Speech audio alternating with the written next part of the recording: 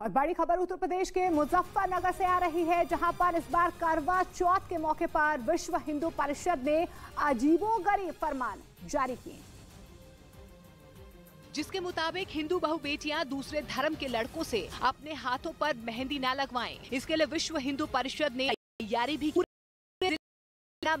Centre बनाए गए हैं, जहां महिलाएं और लड़कियां आकर अपने हाथों में मेहंदी लगवा सकती हैं। हिंदू संगठनों का दावा है कि दूसरे समुदाय के लोगों से हाथ में मेहंदी लगवाने की वजह से लव जिहाद की घटनाएं बढ़ी हैं। इसे रोकने के लिए मेहंदी सेंटर बनाए गए। वहीं अखिल भारत हिंदू महासभा के कार्यकर्ताओं ने चेतावनी दी है कि करवा चौथ पर अगर दूसरे समुदाय के लोग हिंदू महिलाओं और लड़कियों को मेहंदी लगाते दिखे तो वो सबक सिखाएंगे। इस पर नजर रखने के लिए बजरंग दल ने 8 लोगों की एक टीम बनाई, जो बाजार में घूम रही है और मेहंदी लगाने वालों के पहचान पत्र की जांच की जा रही है।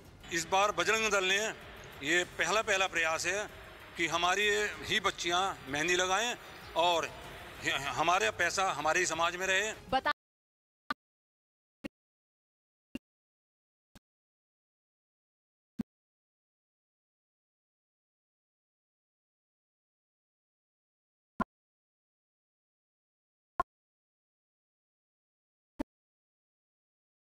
खबर आपको बता दें, उन्होंने अपने घर में अपनी पिस्तौल से खुद को गोली मारी है। बीड जिले के बीजेपी अध्यक्ष थे ये। आत्महत्या की वजह का अभी तक खुलासा नहीं हो पाया है। फिलहाल पुलिस मामले की जांच में जुट गई है। तो बड़ी खबर आपको बता दें, बीड में बीजेपी नेता ने आत्महत्या की, अपने घर में पिस्तौल से खुद को गोली मारी। इस बीच दावा है कि रूस से लड़ने की तैयारी में लगे नेटो के अंदर ही अब बहुत बड़ी जंग छिड़ने वाली है। स्वीडन की एक न्यूज वेबसाइट नॉर्डिक मॉनिटर ने खबर छापी है कि नेटो के सदस्य तुर्की के उसके दूसरे सदस्य ग्रीस पर टॉप सीक्रेट हमले की पूरी प्लानिंग कर ली। इस हमले को अंजाम देने के लिए तुर्की की इंटेलिजेंस एजेंसी की एक बेहद सीक्रेट यूनिट पूरी तरह तैयार बैठी है। इंतजार है तो बस राष्ट्रपति रेजिप तायिप एर्दोआन के एक इशारे का कि कब वो कमांड दें और पड़ोसी ग्रीस को दहला दिया जाए। तुर्की का प्लान भी बिल्कुल फूल प्रूफ है। वो बहुत शातिर तरीके से खेल रहा है, क्योंकि एर्दोआन ने अपने देश की खुफिया एजेंसी MI6 की उस यूनिट को ग्रीस को ठिकाने लगाने का जिम्मा सौंपा है, जिसके वजूद को तुर्की ने आज तक माना ही नहीं है। मकसद बिल्कुल साफ है, तुर्की ग्रीस का काम भी तमाम कर देगा और फिर पल्ला भी झाड़ लेगा कि यूनिट से तो उसका कोई लेना देना ही नहीं है। इसी बात ने नेटो तो क्या पूरी दुनिया के रोंगटे खड़े कर दिए हैं, क्योंकि तुर्की काफी वक्त से अपने पड़ोसी ग्रीस पर हमलावर है और पानी पी कर उसे कोस रहा है। बल्कि पिछले महीने तो तुर्की के राष्ट्रपति ने ग्रीस पर हमले की खुली धमकी तक दे दी थी। रेजिप तायिप एर्दोआन ने बेधड़क कहा था कि तुर्की अचानक एक रात आ सकता है और जिस बारे में वो बात कर रहे हैं वो कोई सपना नहीं है। वक्त आने पर तुर्की वो करने के लिए बिल्कुल तैयार है जिसकी जरूरत है। मतलब तुर्की के राष्ट्रपति ने खुलेआम ग्रीस पर मिलिट्री एक्शन की धमकी दे डाली थी और दावा है कि तुर्की के ग्रीस पर मिलिट्री स्टाइल ऑपरेशन का ही प्लान है। इसके लिए उसने अपनी खुफिया एजेंसी की उस यूनिट पर दांव लगाया है जो खास तौर पर ट्रेन की गई जासूसों की ऐसी टोली है जो तुर्की के जखीरे का नया हथियार है। इसलिए नेटो को बुखार चढ़ गया, क्योंकि तुर्की और ग्रीस बीते 50 साल में 3 बार जंग लड़ते लड़ते बचे हैं और अब इस बात का डर है कि कहीं इस बार दोनों वाकई मरने मारने पर उतर आए। क्योंकि दोनों देशों के बीच इक्का दुक्का मुद्दे पर लड़ाई नहीं है, बल्कि विवादों की लिस्ट काफी लंबी है।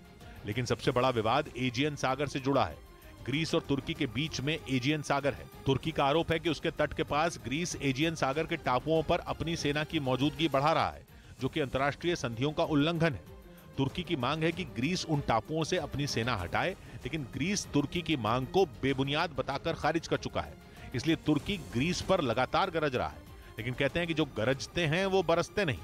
मगर तुर्की इस कहावत को गलत साबित करना चाहता है और ये दिखाना चाहता है कि ग्रीस और बाकी दुनिया उसे हल्के में बिल्कुल भी ना ले, क्योंकि तुर्की गरज भी सकता है और बरस भी सकता है। इसलिए तुर्की की इंटेलिजेंस यूनिट ने ग्रीस को सबक सिखाने के लिए कोई एक आध नहीं बल्कि कई ऑप्शन तैयार किए हैं और राष्ट्रपति एर्दोआन के सामने रखे हैं।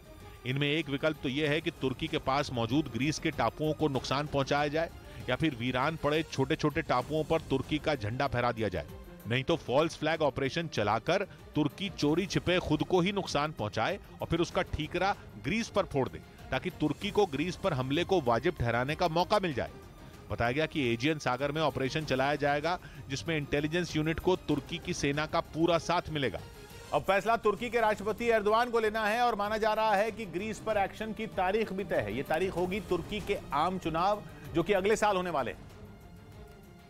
और बीते 2 दशक से तुर्की की सत्ता में जमे एर्दोआन की हालत इस बार बहुत खराब है। तुर्की की डामाडोल अर्थव्यवस्था और रिकॉर्ड तोड़ महंगाई एर्दोआन के लिए सिरदर्द बनी हुई है। इसलिए माना जा रहा है कि एर्दोआन और उनकी पार्टी संसदीय चुनाव और राष्ट्रपति चुनाव दोनों हार सकती है। ऐसे में चुनाव के करीब ग्रीस पर वार करके एर्दोआन वोटरों के बीच अपनी इमेज चमकाना चाहते हैं। इधर पंजाबी सिंगर काका के कार्यक्रम में भीड़ बेकाबू हो गई। हरियाणा के हिसार में पंजाबी सिंगर काका के कार्यक्रम में हंगामा हो गया। काका को देखने के लिए बेकाबू भीड़ मंच के करीब पहुंच गई, जिसके बाद उनको काबू करने में पुलिस को काफी मशक्कत करनी पड़ी। बिहार के खगड़िया में बागमती नदी में डूबने से 2 बच्चों की मौत हो गई। घटना की जानकारी मिलते ही एसडीआरएफ की टीम शवों की तलाश में जुट गई। यूपी के महोबा में सड़कों पर पानी भरने की समस्या से परेशान होकर वहां रहने वाले लोगों ने प्रदर्शन किया। खबर मध्य प्रदेश से लेते हैं। मध्य प्रदेश के खरगोन में बेकाबू कार पुल पर बनी रेलिंग को